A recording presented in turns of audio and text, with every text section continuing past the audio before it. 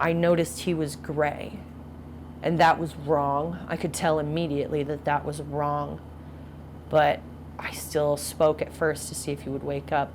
It was when I touched him, because it was cold in there. It was March, and his window was open and the fan was on. It was maybe 50 degrees. It was cold, but he was colder.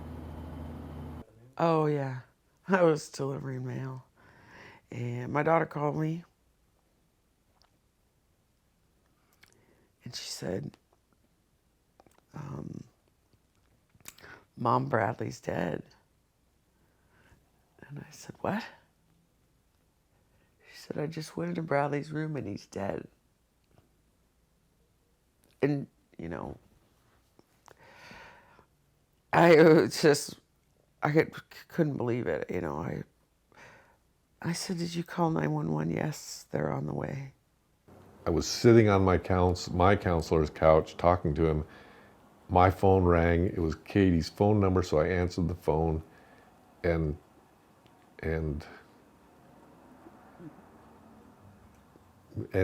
she said, "Dad, Bradley's dead."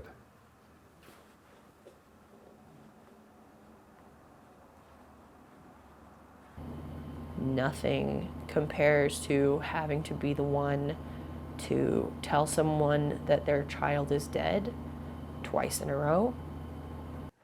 My mom was here. My mom was in the room with me, and Katie was there. And after they took him off the ventilator, he breathed for 2.5 hours. And so they couldn't use any of his organs, even though he was an organ donor. But just the way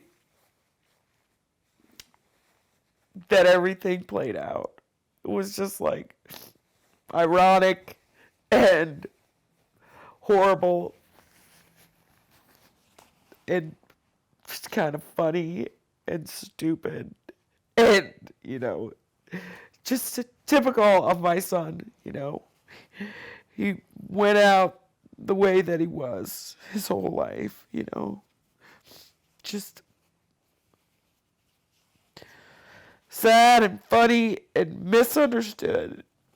I feel like my brother was holding a grenade, and he had it in his hand, and I was the closest person standing to him.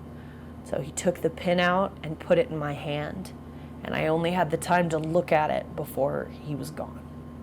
And I describe it as a blast radius, the people who get hurt from something like this. So the closest people in the blast radius would be me and my parents and his son. And there are people who are standing a little bit further away. They're a little bit less hit by it. So a part of what's uniquely difficult about losing a child is that